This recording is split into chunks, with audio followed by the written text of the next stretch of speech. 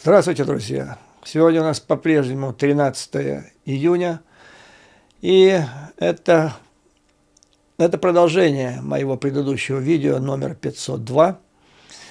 В этой части я хочу вам рассказать о том, как видится развитие боевых действий на фронтах Украины в Кремле, что там вообще думают делать, ну и вообще стратегическая, так сказать, картина всего миропорядка, как она представляется то ли из Кремля, то ли из бункера, короче говоря, с высот российского бункерного руководства.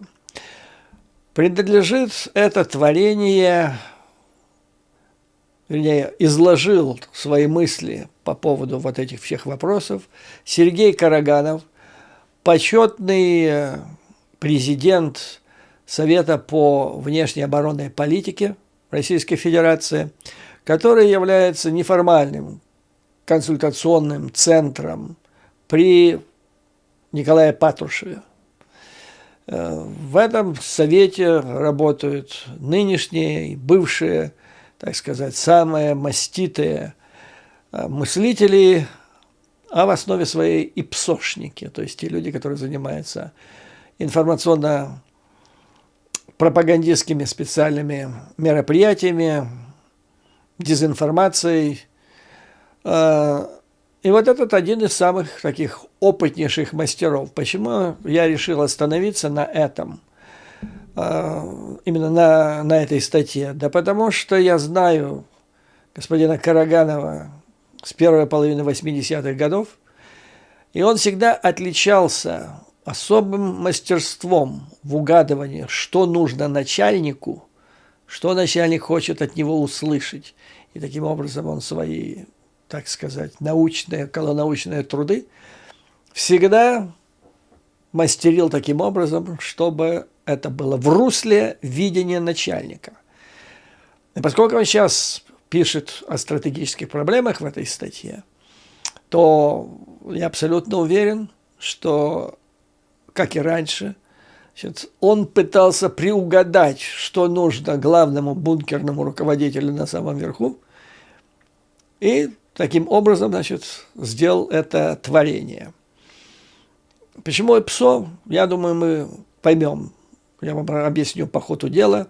То есть в этой всей статье излагается видение, скажем так, коллективного Путина на нынешнюю геополитическую ситуацию, в том числе ситуацию в Украине, а также что нужно делать России в отношении Украины и ее западных союзников. Нужно еще одну вещь сказать, что это доктор наук, который первую кандидатскую защитил еще где-то в 70-е годы. Человек, проходивший стажировку 3 года в Организации Объединенных Наций, то есть считается солидным, маститым таким политологом, но есть у него 2 слабости. Первая – это слабость, которую он разделяет, или, скажем так, которая свойственна примерно в такой же степени грозному гному Кремля по имени Дмитрий Медведев. Димон, проще простого. Вы, наверное, поняли, о чем я говорю. Время от времени его приводят в чувство, выводят из нирваны, моют, причесывают. После этого он несет разную чушь. С Карагановым где-то так. Примерно серьезные проблемы были в этом плане. Но он умудряется приходить в себя сам время от времени. Вторая. Он грешит плагиатом. То есть он читает иностранные источники, а потом это все выдает за свою собственную идею. То есть ему надо создать конструкцию. Он берет разные идеи по всему миру, от других там профессоров американских, французских, британских, и все это подгоняет под свою концепцию, выдавая за свои идеи. Но это тоже вы, вероятно, заметите, потому что там будет и про ДНК, проблемы ДНК, которым страдают политические элиты, и про Евразию и так далее. Ну, приступим, короче говоря. Что там думают о ситуации в Украине? Вы, наверное, или многие из вас, наверное, слышали сегодняшние комментарии по поводу интервью или разговора Путина с военными блогерами российскими, в которых он сказал, что нам не нужна мобилизация, что с ней делать, да и Киев, по большому счету, нам не нужен. Возникает вопрос, а как же вы туда вообще попали, и что вы там делаете? Вот сейчас я вам расскажу. Итак, господин Караганов пишет, столкновение с Западом не завершится, если мы одержим частичную или даже сокрушительную победу в Украине. Этого мало теперь для кремлевских. Ну, для начала, скажем так. И дальше детализирует ход мысли. Даже если мы полностью освободим Донецкую, Луганскую, Запорожскую или Херсонские области, это будет только минимальной нашей победой. Намного большим успехом станет, если мы в течение года-двух захватим или освободим весь восток и юг нынешней Украины. Но все равно останется большой кусок, это Западная Украина, где будет населенное озлобленным, ультранационалистическим населением, накачанным оружием, западным оружием. Это будет кровоточащая рана, которая будет неизбежно угрожать России. И даже, может быть, даже еще худшая ситуация сложится, если ценой чудовищных жертв со стороны Мордора мы освободим, в кавычках, всю Украину и останемся на развалинах ее, по большей части, ненавидящим нас населением. На перевоспитание, в кавычках, этого населения уйдет не одно десятилетие.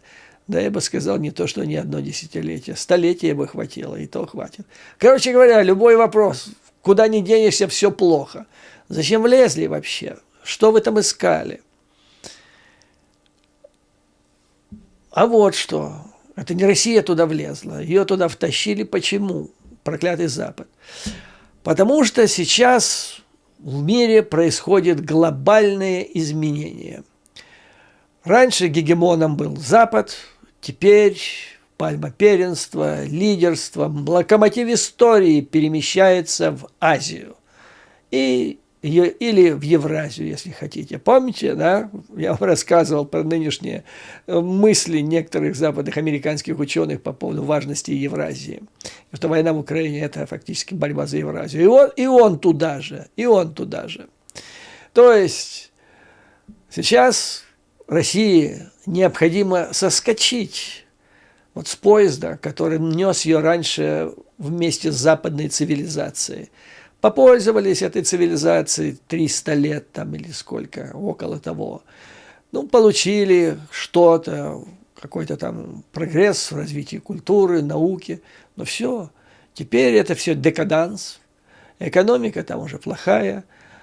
А самое главное, что происходит дегенерализация или дебилизация западной политической элиты. С ДНК у нее проблемы. Тоже помните, да, я вам рассказывал про мысли о том, что в руководстве Российской Федерации и так называемой элиты российской проблемы с ДНК, которую они хотят решить путем вливания свежей украинской крови. За это и влезли туда, поэтому депортируют оттуда население в Россию. А теперь вот оказывается, что это все значит, произошло со стороны Запада. И Россия, ей вот исторически сейчас необходимо развернуться на 180 градусов от Запада и вскочить как можно быстрее на подножку блестящего поезда развития китайской, то есть не азиатской, скажем так, цивилизации, которая набирает темпы. И вот России для ее прогресса необходимо срочно переориентироваться на Запад, но не тут-то было. То есть, вы простите, на восток, но не тут-то было. Вот эта дегенерирующая якобы западная элита злобная, ненавидящая Россию, не желающая ей добра и прогресса, она использовала Украину для того, чтобы вовлекла при помощи Украины Россию в эту ужасную войну, для того, чтобы не дать России перевести стрелки и, значит, переметнуться, что ли, или переориентироваться на другой вектор мирового исторического развития. То есть получается, что вот влез в Украину, совершив агрессию, получается, что Кремлю Украина вообще не нужна. Вопрос безопасности Запада здесь вообще ни при чем. И угроза НАТО, которая, значит, Россия там кричала, что страшная угроза, и вообще от НАТО расширение на восток, и страшная угроза, если Украина войдет в НАТО, все это оказывается фигня. Все вот это сделано через Украину, Запад втянул Россию в эту страшную войну, для того, чтобы не позволить ей сменить вектор развития и переориентироваться на более передовой восточный, значит, поезд, Восточный экспресс. И что делать в этой ситуации? Нужно переломить волю Запада. Переломить, понимаете, вот наглость дегенератизму западной элиты дошел до того, что они утратили нюх, утратили страх перед ядерным оружием до такой степени, что они осмелились затеять вот эту войну кровопролитную, страшную в Украине, под самым подбрюшьем мощной ядерной державы. Что делать? Что делать в этой ситуации? Нужно сломить волю Запада к натравливанию и поддержке киевского режима, заставить западную элиту отступить от взятого курса, перестать мешать России в ее развороте на восток. В этой ненависти Запада проявляется его комплекс неполноценности, оказывается. Запад завидует Китаю, второй там Восточный экспресс – это Индия, и им не хочется, вот просто из-за подлого их характера, им не хочется, чтобы Россия присоединилась к Востоку и зажила красиво, экономика бурно процвела бы, там, культура уже восточная, там, ну и так далее. Духовность бы западная была бы дополнена духовностью восточной культуры. Вот не хочет Запад этого добра. Причем в этом объединяется и элита, та, которая сейчас у власти в Соединенных Штатах Америки, это Байдена, да, либерально-фашистская, или как там ее называть. А также имперско-национальные круги, которых представляет Трамп. То есть, куда ни посмотришь, все не так, все не так. Запад так просто не отпустит Россию, желающей порвать с ним раз и навсегда. То есть Россия хочет уйти, к Западу говорит: не уходи, цепляется за ее ногу при помощи Украины. И эта агрессивная конфронтация так просто не закончится. Она развивается лавинообразно. Соединенные Штаты подчинили своим интересам в этом плане всю Западную Европу. А те вообще размазня, не знают, что делать, и идут вот на поводу. Они понимают, что они уже банкроты. Они видят, что там вот жизнь прекрасна в Китае, в Индии. И тоже не хотят пускать Россию туда. Поэтому что делать? Как заставить их прекратить зубами держать за ногу Россию от этого великого исторического шага? Так просто они не остановятся, потому что вектор развития большинства стран Запада однозначно показывает движение к новому фашизму, господа, или либеральному тоталитаризму. Вот это конечно, словосочетание либеральный тоталитаризм. Ну, я когда его встречаю, у меня рука тянется к пистолету. Это же надо совместить. Рядом поставить коня и трепетную лань. И дальше, но дальше будет еще хуже. То есть ждать, что там элиты изменятся на Западе, бессмысленно, будет только хуже. Перемирие между Россией и Западом может быть временное, но полностью замирение между ними навсегда просто невозможно. Злоба и отчаяние продолжат волнообразно и с различными маневрами нарастать.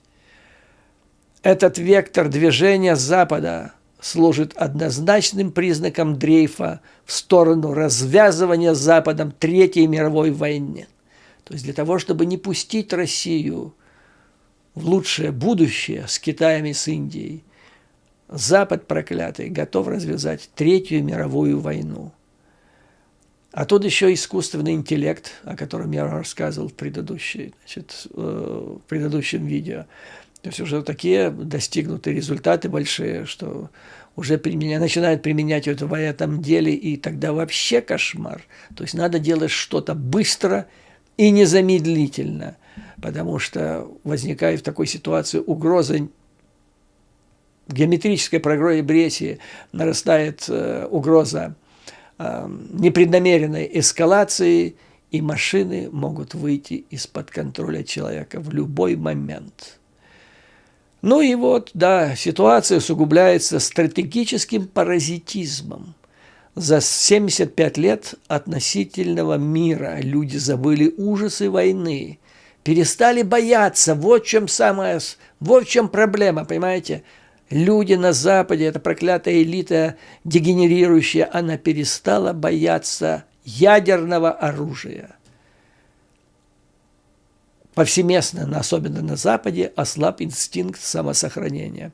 Помните, я несколько раз говорил, что вот когда я оцениваю, Путин нажмет на кнопку или нет, я уже говорил, что на его интеллект даже не рассчитываю. Рассчитываю на животный инстинкт, как животного.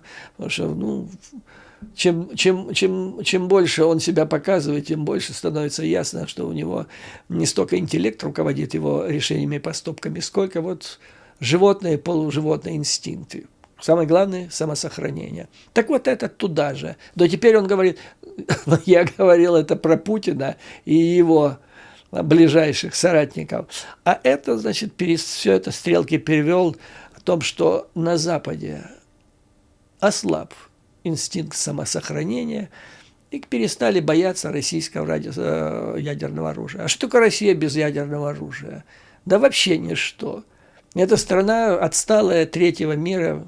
Давно так было, со времен Советского Союза. Что такое Советский Союз? Верхняя вольта с ракетами. А что такое сейчас Россия?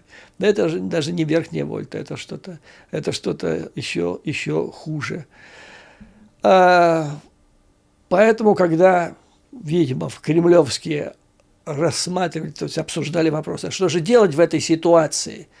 То есть Россия фактически ничто, и зовут ее никак, довели страну до ручки за 20 лет. И тут, видимо, их осенило. Страх ядерной эскалации нужно восстановить.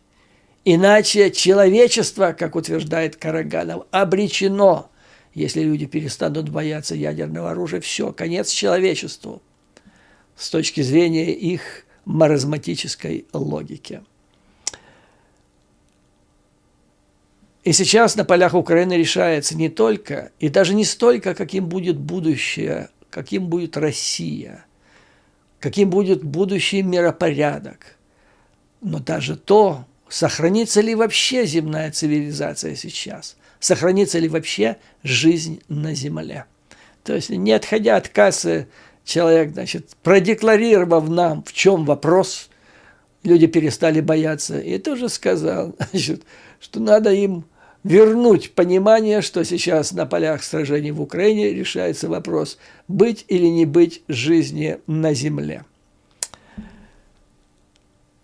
Стратегическая задача, которую ставит Караганов, сломав волю Запада к агрессии, То есть надо сломать волю Запада в противостоянии с Россией.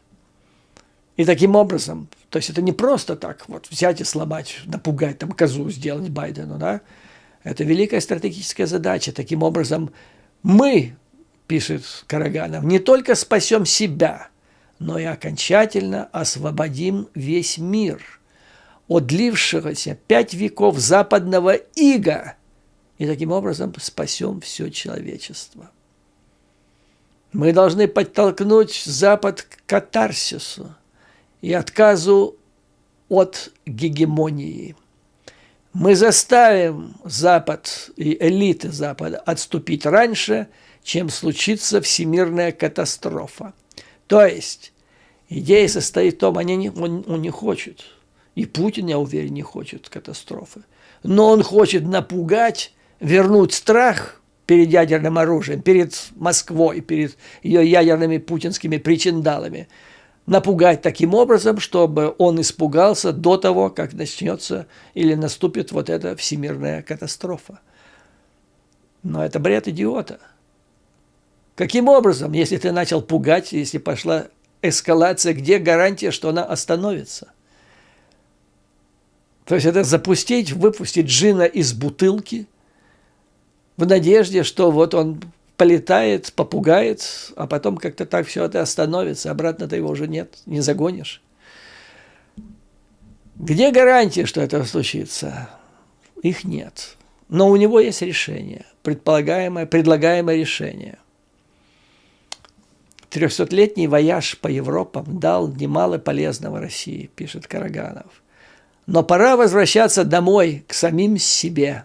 А что это такое? Что такое сами мы к себе? Куда? Он пишет дальше. Наши друзья-мидовцы недавно совершили настоящий подвиг, интеллектуальный подвиг. Они сказали, что Россия – это государство-цивилизация. То есть это не просто государство, а это просто цивилизация. Но опять слямзил это все, эту мысль, эту идею. То есть, смотрите, сколько он слямзил вот из того, что я вам рассказал, мыслей иностранных, которые мы раньше обсуждали. Про то, что сейчас в войне в Украине решается вопрос, кто будет контролировать Евразию, раз. По поводу ДНК, кризиса ДНК, только мы говорили о кризисе ДНК орков, этих самых так называемой орковской элиты, он это приписывает американцам. Ну и вот сейчас, значит, идея о том, что термин «государство-цивилизация» западные историки, политологи применяют к Индии, Китаю. Ну, тут и примазалось великий научный подвиг МИДа, то, что они сюда вписали еще Российскую Федерацию. И вот эта цивилизация, она, как, вот читая его, получается, она дрифтует. Ну, как известная субстанция в проруби. То на север, то на юг, то на запад. А вот сейчас настало время дрифтовать, двинуть на восток. И это главная историческая задача России. Зачем, почему? Дальше, не менее интересно. Но это самое главное. Вектор исторической России. Она должна это сделать, развернуться, пойти на восток. А вот Запад при помощи Украины, втянув Россию в эту войну, бессмысленную с точки зрения стратегических задач России, он отвлекает Россию. То есть вот то, что делает Путин сейчас вообще, эти орки-идиоты, там, что делают сейчас в Украине, это их Запад вместе с Украиной отвлекает от их исторического вектора правильного развития на восток. Внутреннего их движения, духовного, культурного, они устали, то есть они затасковали, им надо теперь, они все взяли уже от западной цивилизации в плане духовности, культурной, теперь их духовность требует разворота на восток. Экономического, политического, военно-политического. Это вектор развития к Уралу, в Сибирь, Великому океану. Нужна новая Урало-Сибирская стратегия, пишет он, включающая в себе несколько мощных как всегда, духоподъемных проектов, в том числе создание третьей, расположенной в Сибири, столицы. Ну, я бы добавил, на Колыме, допустим, да. То есть, вот это самое, читаешь это, они хотят, если они действительно хотят, они опять хотят туда, где они были во времена Чингисхана. Им там понравилось тогда. 300 лет, да, они были. Я помню, еще в 70-е годы учился в университете, и в некоторых учебниках писали, когда объясняли, почему Советский Союз отстает, особенно в научно-техническом прогрессе от Запада, говорили, ну, а что вы хотите, 300 лет же монголо-татарского так называемого ига, это не так просто, до сих пор не прошло. Вот. Но теперь они обратно туда хотят, духовность, интересно, мощных духоподъемных проектов. То мне интересно, сколько дней он был в запое, прежде чем вот эту ахинею написал. Но что самое главное, это требуется, это потребность. И он писал это, зная, что творится в этой самой, под чердаком у бункерного. Для того, чтобы будущее состоялось, пишет Караганов, нужно превозмочь сопротивление сил прошлого, Запада. Злобный Запад, он, как понимаете, ревнивый мужик. Вот она хочет, девушка, от него уйти, там, или невеста, а он ее за ногу, не уйдешь ты. Никому, так не доставайся же ты никому. Ну и дальше, по поводу войны с Украиной. В Украине мы еще 2-3 года можем воевать, жертвуя тысячами и тысячами лучших своих мужчин и перемалывая десятки, сотни тысяч попавших в трагическую историческую ловушку жителей той территории, которая сейчас называется Украиной. То есть вы чувствуете, какая обреченность?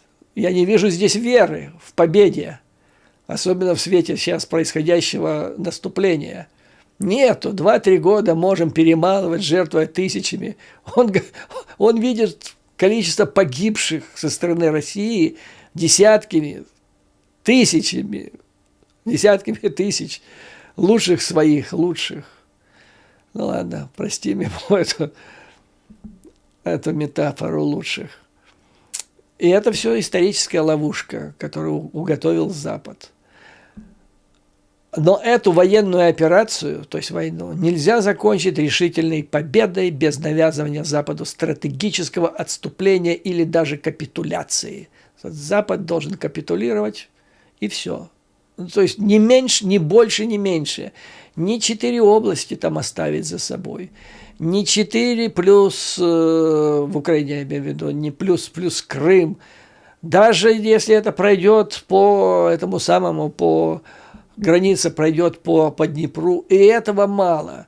Главное, что Запад должен капитулировать, иначе он мертво, зубами, как бульдог, вцепился в ногу и не дает России идти туда, на восток. Что для этого нужно сделать? Нужно восстановить утраченное чувство страха. Страха перед единственным, что обладает Россия. Вернее, она считает, что она обладает, и что дает ей право называть себя великой сверхдержавой. Да? Нужно восстанавливать убедительность ядерного сдерживания. Что такое убедительность ядерного сдерживания? Это постоянно доносить не то, что у нас есть, не просто доказывать, что оно есть, а то, что мы готовы применить это. Применить, причем применить гораздо раньше, чем вы об этом можете представить себе, можете рассчитывать. Нужно идти вверх по лестнице сдерживания эскалации. То есть, с его точки зрения, согласно нынешней военной доктрине России, вот этот переход от обычных вооружений к применению ядерного оружия, он слишком высоко. Задрали его. То есть только в крайнем случае, когда уже экзистенциальная угроза существования Российской Федерации, вообще быть или не быть государством и так далее, слишком.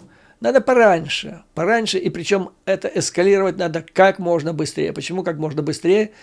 Потому что кризис ДНК у западных элит, он развивается настолько быстро, что вот те решения, которые принимали еще 2 дня назад, или там неделю назад, они были еще, ну, более-менее, но сейчас они хуже, а через неделю вообще хуже будет. То есть они заметили тенденцию с начала российской агрессии, что позиция стран Запада, да, в плане помощи Украине, она становилась все более жесткой по отношению к России. То есть они не видят уже варианта, что где-то возможно примирение. Они понимают, что дальше с развитием, то, что они называют здесь конфликта, военных действий в Украине, помощь Западу и позиции, жесткость будут только нарастать.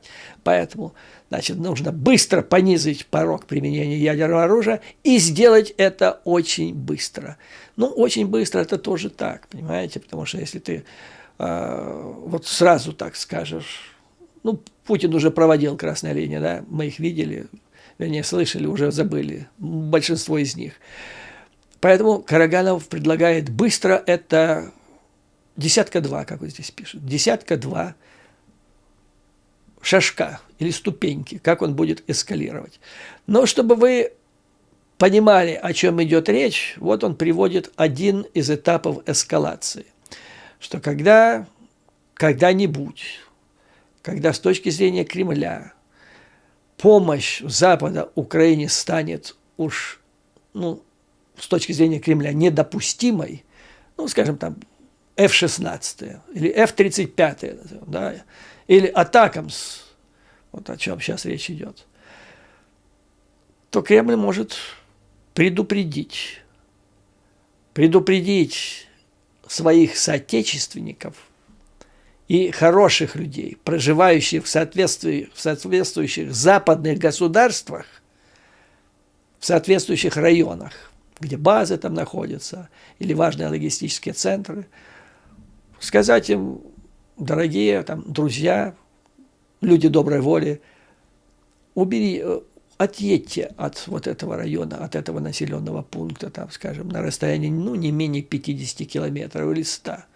Вот отъедьте, мы просто из хорошего к вам отношения, для того, чтобы все было нормально у вас, чтобы могли жить и радоваться жизни.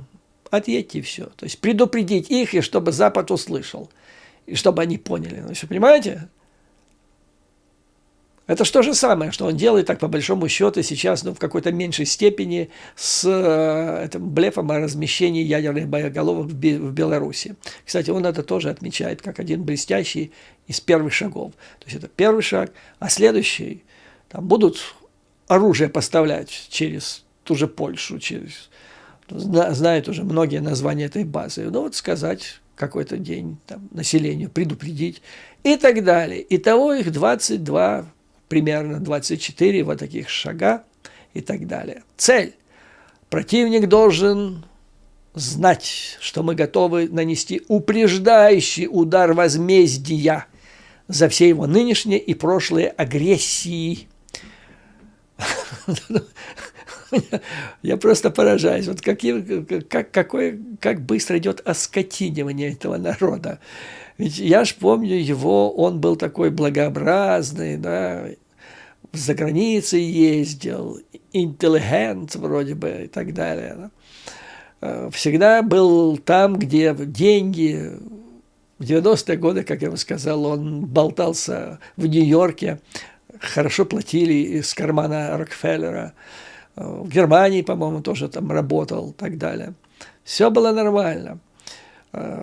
Ножки Буша кушал, когда магазины, гастрономы в Москве были пустые полки совершенно. А это теперь все, как он называет, это прошлые агрессии, за что Россия теперь имеет право, то есть Запад должен знать, что Россия может нанести за это первый удар за вот те агрессии раньше, которые были. Ну вот как с ними можно разговаривать? То есть есть ли здравый смысл, есть ли мозги у этих людей, есть ли у них совесть? И по большому счету я считаю, что вот то, что он делает, и другие такие, они же не идиоты, так, в отличие от Путина. Они просто подстраиваются и подзуживают, узнают его откуда и куда ветер сегодня дует в его голове, и они, значит, усиливают этот ветер вот такими опусами. Но с другой стороны, то, что он говорит здесь, пишет, то есть он открытым текстом практически пишет, что Раша будет блефовать. 22 ступени чистого блефа. То есть это могло бы работать, если бы он это все не опубликовал, да? Если бы это было неожиданно. Но теперь все прочитали, что это. Итак, у меня и вопрос возник, а не является ли он агентом ЦРУ с тех пор, как он приехал молодым стажером в 1974 году в Нью-Йорк. Не работает ли он с тех пор, значит, агентом-информатором в Москве, предупреждая Запад о том, о чем думает и что собирается делать в Москве. Но может, а с другой стороны, может, в этом и состоит смысл, может, там они и знают, что его завербовали. Поэтому человек выполняет задание. Вот как хочешь, так и крути это, да, может так, может сяк, но у слабонервных людей, тонкокожих на Западе в руководстве, может так почесать репу и сказать, черт его знает, но нельзя же рисковать так, на авось идти на эскалацию в этой ситуации. Может, действительно лучше на переговоры. Вот этим объясняется, вот эти дурацкие все разговоры, что нельзя морду лица ему, значит, портить, что нельзя опускать Россию, как была опущена Германия по Версальскому миру. Вот оно отсюда все это и идет. То есть, вот прочитав до этого пункта, у меня вопрос. А где гарантия, где заслонка, где тормоз, когда можно нажать будет, уже вот дошли до порога применения ядерного оружия, все, Запад не сдается. Ну что ж теперь нажимать на кнопку? Надо нажать на тормоз. Где этот тормоз? И он отвечает. Если правильно построить стратегию устрашения и применения ядерного оружия, то риск ответного ядерного удара Запада по Раше, да и любого другого удара по нашей территории можно свести к минимуму. Это если правильно поставить вопрос. А для того, чтобы знать, как правильно, нужно приглашать товарища Караганова в качестве советника, создать группу при президенте, а там фонды, там деньги, ну и пошло-поехало, да. Ну вот так вот тонкие, чующие конъюнктуру бюрократы устраивают свою личную и профессиональную жизнь. И дальше. Только если в Белом доме будет сидеть безумец, к тому же ненавидящую свою страну, Соединенные Штаты, Америка решится на удар в защиту европейцев. Если на Европу нападет Россия, значит, то Запад, то есть Соединенные Штаты, пойдут на применение 5-й статьи, только если в Белом доме сидит сумасшедший, ненавидящий Соединенные Штаты Америки. Поэтому, если человек не безумец, сидит в Белом доме, то он никогда не поставит под угрозу пресловутый Бостон ради условной Познани. Да? Вот такая мысль. Настало время, думаю я, вот прочитал вот это все, после того, как он это все нагородил, и думаю, вот как жалко, что нет сейчас человека калибра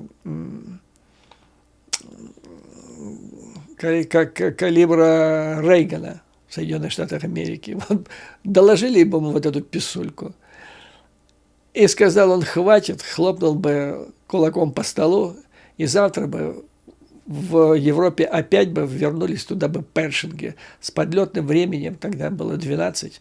А сейчас, в следующем году, уже будут готовы гиперзвуковые крылатые ракеты Соединенных Штатов Америки, которые там будут лететь от какого-нибудь места дислокации в Европе до Кремля вообще 3 минуты, а то и того меньше.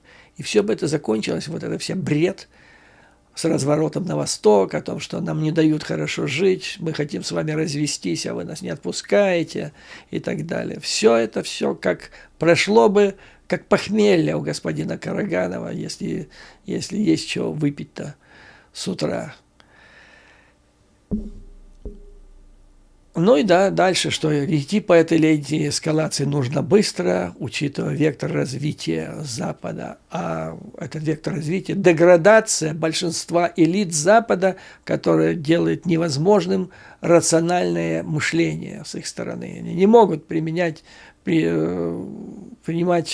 правильные, умные, гениальные решения, как это могут принимать в Кремле, в Москве.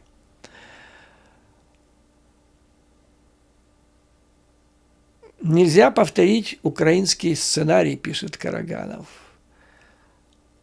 Мы предупреждали, то есть мы, видимо, он имеет в виду себя, что он еще четверть века назад начал предупреждать, что в Украине все это так просто все не закончится, а его не слушали. Видите, к чему? И вот к чему это все привело. И в результате, пишет он, мы получили тяжелый вооруженный конфликт. То есть он понимает, что война в Украине – это катастрофа для России. Понимает? Слава Богу, хоть это понимание у них есть. Ну и дальше. И все-таки вот деградация, плохо с ДНК совсем стала с западными элитами, и они не хотят отступать. Им говорят, капитулируйте, сдайтесь, на колени. Они говорят, да пошли вы все нафиг. И что делать? То есть они окончательно потеряли чувство самосохранения. Тогда придется бить по группе целей в ряде стран, чтобы привести в чувство потерявших разум, пишет этот деятель. То есть все-таки придется нанести ядерный удар. Причем придется делать самим. Он понимает, что Китай очень отрицательно к этому отнесется. Понимает, что Индия очень отрицательно. Он понимает, что Китай сейчас, как бы выставив, вот здесь сговор, просто вот четко признается, что был сговор между Пекином и Москвой, согласно которому Си дал добро Пу совершить агрессию против Украины. Он пишет здесь. То есть нас выставили на передовую, на войну. Мы сейчас несем все тягости этой войны в Украине. А Китай якобы вот за нашей спиной. Ему выгодно затянуть эту войну. Пишет кремлевский барзаписец, понимаете? То есть это для меня, то есть я вам говорил в одном из предыдущих видео, что складывается впечатление, что где-то там черная кошка пробежала между Пу и Си. А вот здесь прямо обвинение, что Китай нас подставил теперь за нашими спинами и хочет затянуть этот конфликт. Индия тоже не подарок, не нужна им эта война. Индия предупреждала устами Моди, что это недопустимо даже разговоры. Но, тем не менее, победитель не судят. А если мы вовремя нанесем этот удар, откуда он взялся? Причем он здесь несколько раз пишет, что да, действительно так, 70-е, 80-е он изучал военно-стратегическую проблематику. Это тогда была просто коронка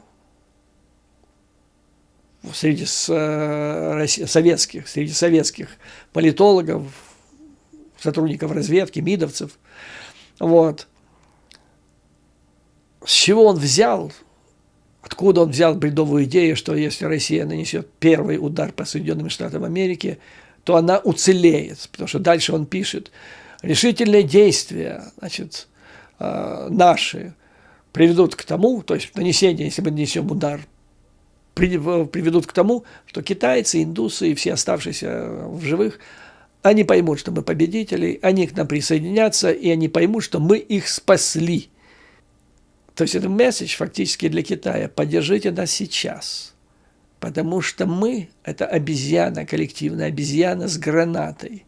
Если вы нас не поддержите сейчас, то мы сумасшедшие, мы можем действительно начать эту войну, и тогда будет нечто ужасное. И для вас, и для Индии, и для других стран, как он пишет здесь, глобального большинства. Но дальше он пишет, значит, победителей не судят. Победители, но не покойников. Если нас не поймут поначалу, пишет он, появится еще больше стимулов у нас потом, если мы выживем. Он почему-то уверен, детская какая-то уверенность, что они выживут. У нас появится еще больше стимулов заняться самосовершенствованием. Ну, тут я разразился гомерическим хохотом. Это пишет представитель страны. Сейчас у них сейчас мало поводов и стимулов для самосовершенствования. 25% населения не знает, что такое теплый water closet. Используют для этой цели дырку в земле. Как примерно такое же количество населения не знает, что такое газ. И у них сейчас нету достаточных стимулов для самосовершенствования. Чтобы они появились, нужно нанести ядерный удар, огрести в ответ другой удар, и потом, находясь уже в каменном веке, с дубиной, начать заново самосовершенствование. Идиотизм просто. Короче говоря, в этой статье человек открыто говорит, что надо блефовать в надежде на авось. На русское любимое занятие. Блефовать в надежде на авось. А надежда сводится к тому, что Китай – это просто призыв к Китаю. Обратите на нас внимание, помогите нам. Сейчас вы у нас за спиной, а мы хотим у вас спрятаться за спиной, за экономической, за политической. Мы хотим, нам нужна халява. Мы будем у вас за спиной заниматься самосовершенствованием. Но только возьмите нас под крышу, а мы будем пугать дальше Запад возможностью нанесения упреждающего удара. И вот только в этом случае, как он пишет, если мы будем совершать вот эту эскалацию, через несколько лет мы сможем занять позицию за спиной Китая, как сейчас он становится за нашей спиной.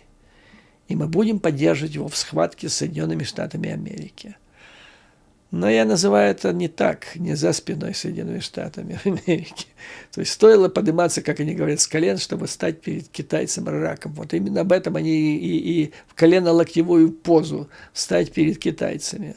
Обалдеть. Ну вот такая вот статья, господа. И тут же на этой статье ссылка на предыдущую статью, которая была опубликована в этом журнале «Россия в глобальной политике» 29 сентября 2022 года. Это уже шла агрессия, не первый месяц агрессии. Там два этих, Федя Лукьянов, главный у них там, и Тренин, бывший полковник ГРУ, аналитик, очень хороший аналитик, очень хороший ИПСОшник.